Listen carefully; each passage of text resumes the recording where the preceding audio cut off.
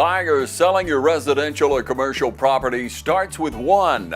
C21 Durden Cornegay Realty, located at 1700 Veterans Boulevard in Dublin, and available anytime by calling 272-1535 or logging on to c21dublin.com. Integrity, honesty, accountability. There's only one. C21 Durden Cornegay Realty, broker George Durden.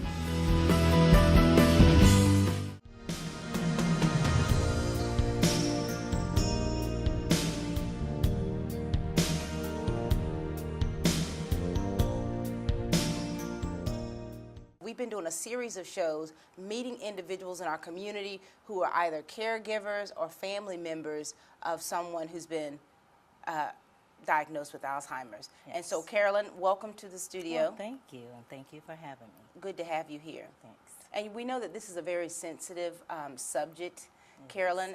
So if you would tell us a little bit about why you're here and the person that you care for. I'm here in support of my brother, Joe Lou John Clover, and he has been diagnosed with dementia, which is another form of Alzheimer's. And he's from Detroit. He was born here in Dublin, but he lived in Detroit, Michigan most of his life, and I didn't grow up with him. But we got him home. He's 80 years old now. He was 79. Got him here last year. And he was full-blown with the disease, and he was not on medication. So I became his caregiver, and I was trying to care for him, but it became too much for me in my home. So I had to have him signed up in a nursing care facility. You know, that was very big of you to really try to take on that feat, you know. So let's, tell us about how his personality was before the disease. Oh, my brother was a ham. He has such a huge personality. Yeah. He's a jokester. He loved people. He's caring. He's giving. And he's kind of flipping at the mouth. Yeah. He doesn't hold back any kind of language that he chooses to use. And you won't ever wonder where he's coming from because he'll always tell you. Yeah. But bottom line, he is a very interesting person. Yeah. Prior to the disease, and even now with the disease.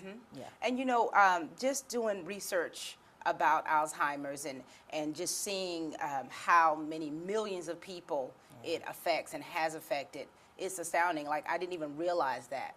And it has no respect of person. No, it doesn't matter who you are, what color of skin you have, how much money you make. Yes. It's just a mystery. It's a mystery disease. There's no cure for it. There's no getting better. It continues to work on the brain. It's a brain disease, a brain disorder, and it just erases memory of anything. You just existing in the world. And what I learned in having such close relationship now with my brother, they fill in blanks. Yeah. They'll say what they think you want to hear, but they have no clue about the connection about what they're talking about. Wow. Yeah. That must be very devastating as a family member to see a loved one go through that. Yeah. I want to read some anonymous stories or little short things about people and how the illness has affected a loved one and how it affects them. Yes. Okay, this is anonymous.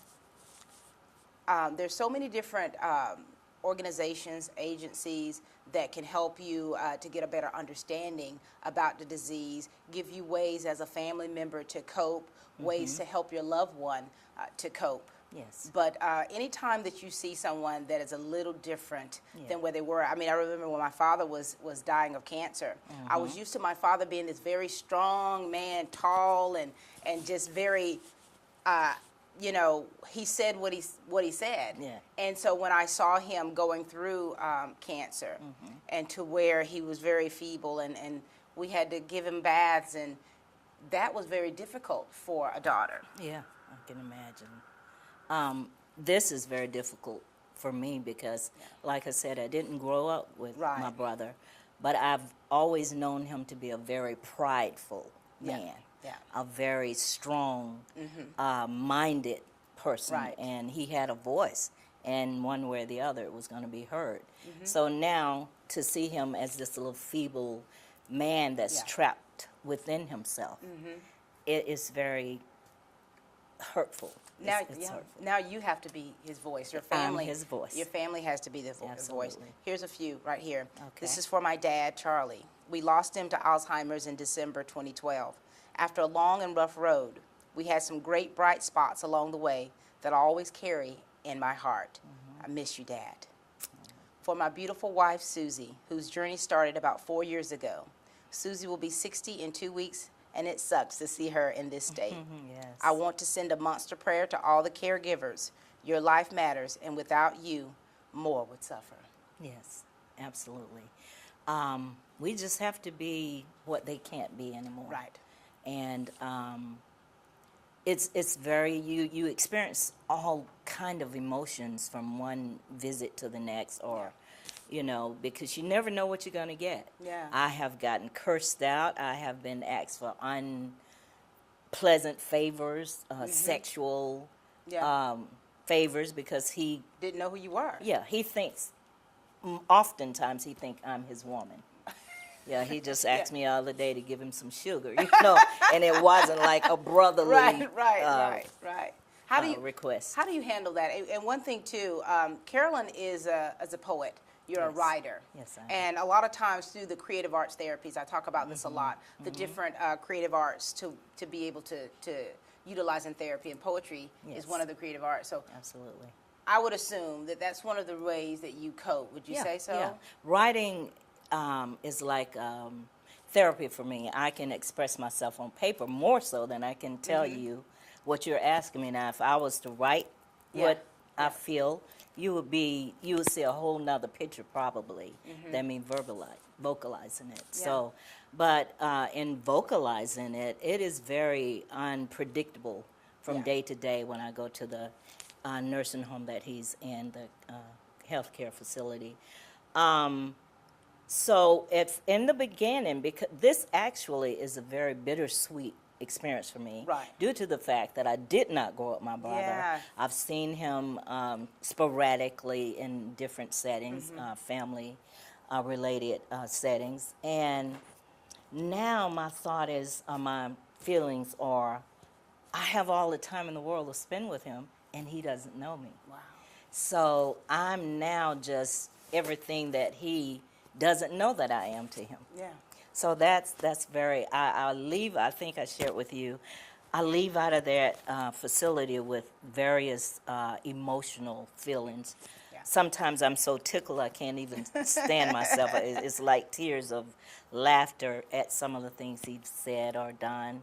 I tried to do. He swear he can still do stuff in his entrapment, Right. And then he goes from verbally abusing me, you know, until then he can't. And there are some days he's there. Yeah. He knows. He asks about. Amazing to me, Pat. Yeah. He asks about all of his deceased siblings. All of them. Wow. He never hardly mentioned any of the living ones. Wow. The ones that are deceased, including our parents. And he knows Mother. I can say, Joe, who is Ciola? Who is Miss Ciola? He'll say. He'll just kind of like, a light goes off. Right. And he'll say, my mother. I say, good job. And Wow. Yeah. And how long has it been since your parents passed? Mother has been gone now 24 years, and my father 35 years. Wow. And you recently lost a brother? Yes, just January 2nd of this year, first of the year. So, and he passed in my home. I was his caretaker as well. And then my dog, and that was my heart, Bosley. Wow. So it's like, my God, you know, this is really, it lets you know that you're stronger than you think you are when you have to be. That's right. And you know, for can that really- mantle that has been on you too. I mean, you were a what was the issue with your brother, the one that passed away? He had lung cancer. Lung cancer, and you were his caregiver. He moved in my home in August, and I became his caregiver. And he was there 4 months. This is so much for you. Yeah. Carolyn, and I'm not saying that, putting that lightly. This is such a heavy, It is. a heaviness, It you is. know, that you have been equipped Yes. to be able to carry. Yes. And I never dreamed this would be my life story, but you never know why. And I've always questioned, why do I keep coming back to Dublin? I've lived in Atlanta 43 years and traveled abroad a little. Right. But I constantly, this is my 4th time moving here, and each time I get a revelation. Wow. I get a revelation. That's wonderful. Yes. We're going to take a commercial break. Okay. And we'll be back and we'll continue speaking with Ms. Carolyn Walker. Are you tired of your power bill taking up all your money? Then pick up the phone and call A1 Metals and More at 296-2159 and let us help you lower your power bill but still keep you cool this summer. Call A1 Metals and More for your country carports, red iron buildings, metal underpinnings, and so much more. Our metal roofing is manufactured on site right here in Dublin. Shop local and save. Get wholesale prices on energy efficient products at A1 Metals and More, 1804 Academy Avenue in Dublin. Dublin Nephrology Care is devoted to providing the best comprehensive and compassionate care for all patients. Dr. Zhang is a board-certified nephrologist and internist. Dr. Zhang's office can help you with acute kidney failure, chronic kidney disease, hypertension management, hemodialysis, peritoneal dialysis, and internal medicine. Dr. Zhang is always welcoming new patients at Dublin Nephrology Care, 203 Fairview Park Drive in Dublin. Call Dublin Nephrology Care at 275-2828. We're back, ladies and gentlemen, with Ms. Carolyn Walker. We've been speaking about her being a caregiver to her brothers and now, of course, the brother with Alzheimer's. And we've been sharing about how significant it is to really have family members to be there for him, and whether he knows it or not. Exactly. Well, the doctors call it dementia, but it is another form of Yes, Alzheimer's. it is. Yes, it is. But it's an interesting journey, and one that I never thought I would be in the midst of, caretaker for my older siblings, And I hear so many stories about how they cared for me or did little special things for me as a baby. And it's amazing how in life the table turns. Yeah. And because life goes around in a circle, pretty much. And so here I am, the youngest of the 20. I am the youngest. Wait a minute, 20 siblings? 20. Lord have mercy. Lord have mercy. Such a blessing. Oh, Miss Ciola. God bless her soul. God bless her soul. And so let's share about when you first learned of your brother being, where was he? In Detroit, In Michigan. Detroit. Tell us about the process that you went through, briefly if you would, to get him here and then to get the diagnosis. Okay. My brother moved to Detroit when he was 18 years old, and he'd been there his entire life prior to April 2016. His whole name, we grew up knowing him as John Clover. However, his birth certificate says Joe Lou Clover. So he's Joe Lou Clover now, and that's all he answers to and know is Joe Lou. So anyway, two of my brothers, I had another brother pass last April. Also of alcohol disease. And so Joe and John were bosom buddies. They were drinking partners. They fussed. I don't know if they physically fought, but verbally they did. And then my big sister there, Barbara, she's deceased also. She was the mother figure of them there in Detroit, along with her kids. So Joe, John, and Barbara were like teen people. They had a close rapport. So Barbara passed. John and Joe were lost. John and Eddie were lost. So they bonded even more so with each other. So as time progressed throughout the years, Joe began to display behavior, according to Eddie, of memory loss. Saying or doing things that didn't make sense to Eddie. Right. So Eddie just would report to the older siblings that he grew up with of the condition of what he thought John was deteriorating to. And even though he had issues, but he still was intact mentally. Right. So it just worsened as time progressed. And I think he had it maybe years. It was an onset of it. Right. And a progression. Yes, a what it is, progression. yeah. So yeah, and as time progressed, Eddie just started hearing. He didn't hear from John anymore. He didn't know where his whereabouts, and people out in the street were telling him his brother was wandering around lost, like he didn't know people or couldn't find his way back home, you know, falling out on the streets. And I gather at some point he became homeless because he didn't know how to pay his bills or care for himself anymore. So some lady found him, and we lost contact with him. Eddie lost contact. We didn't know the lady that had him. And as my family got word of his situation or living conditions, and that he probably had a mental disorder, they just talked among themselves. I listen, but I know when it's time to take action. So I went into prayer mode. You know, I pray for my family every day. So I just asked God to give me guidance as to how to handle this. And I was in the bathtub. I love taking hot baths, and it just came clear to me to try to find him. So I put a plan into action. I got Chief Police Tim Chapman involved, and the last place they said he lived, they would not give me any information because they didn't know me as his sister. And so, but anyway, long story short, I just became a detective, and I called back and told the people that I had the police involved and that they would have to talk to them. So then all of a sudden, everything turned around. The lady started singing like a bird. She contacted the lady that had him. 5 minutes later, the lady was calling me, and we talked like 3-4 hours. And she just filled me in on everything relating to my brother.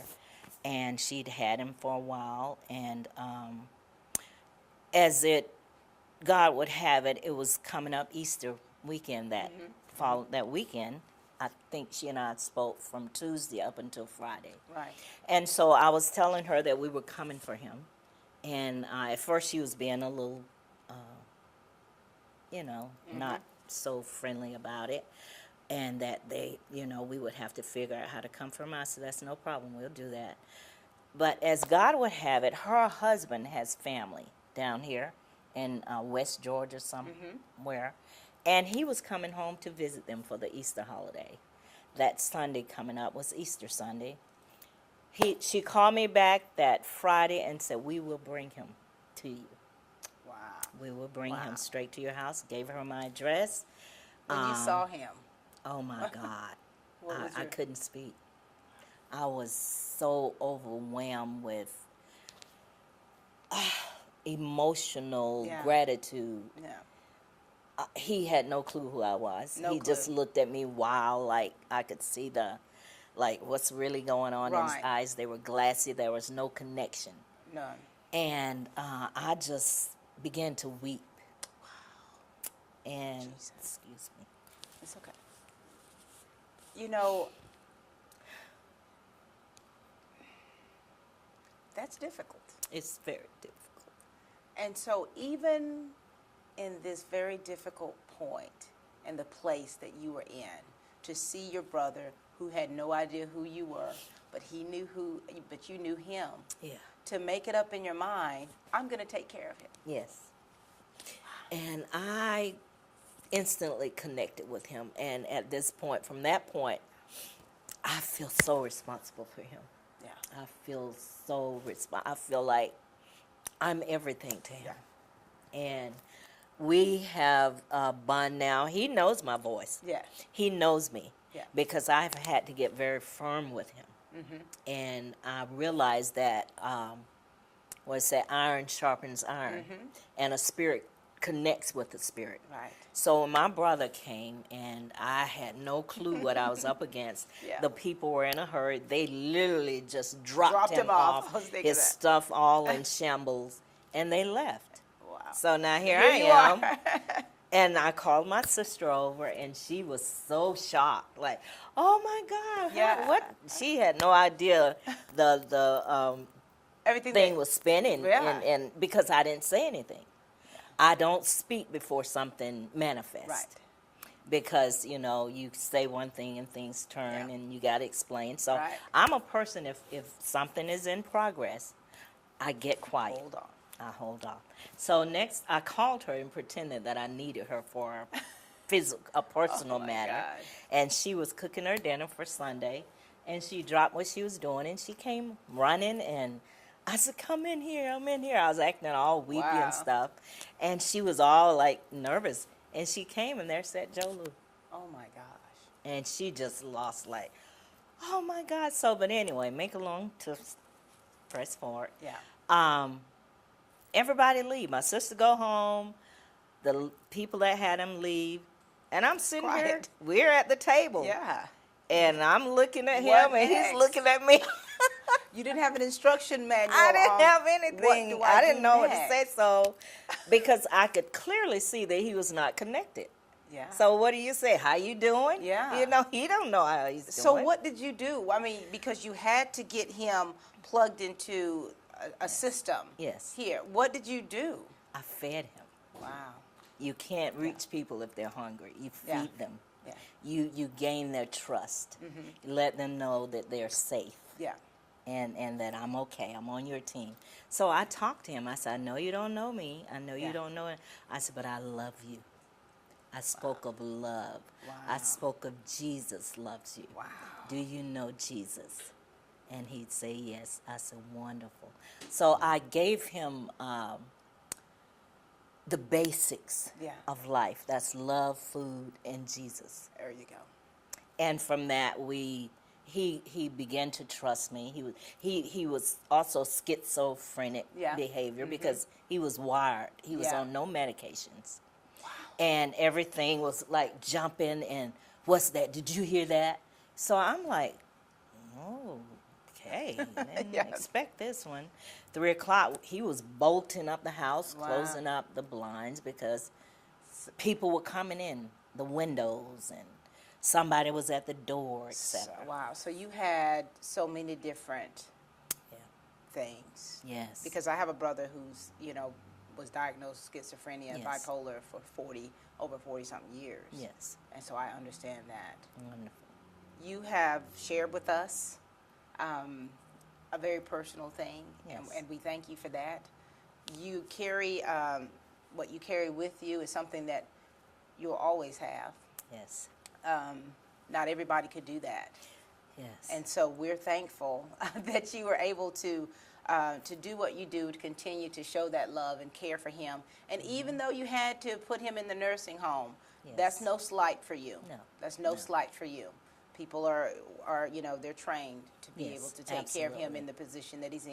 Yes. And so we thank you so much for everything welcome. that you do for your brother and Yes. continue to do for him. Yes. And we're praying for there to be a cure to this Yes. disease, because so many Yes. people right next door to you are Yes. affected. And so our prayer is that there will be a cure. So prayer.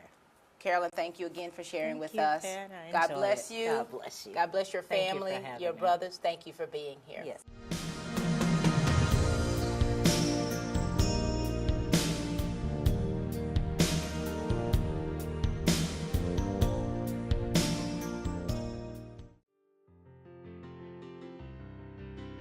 Dublin's newest and most modern hotel is the Hampton Inn and Suites. Relax and enjoy your stay while near the best in dining, golf courses, and business centers. Start your day with a free hot breakfast. Enjoy our pool, indoor fitness center, and Wi-Fi.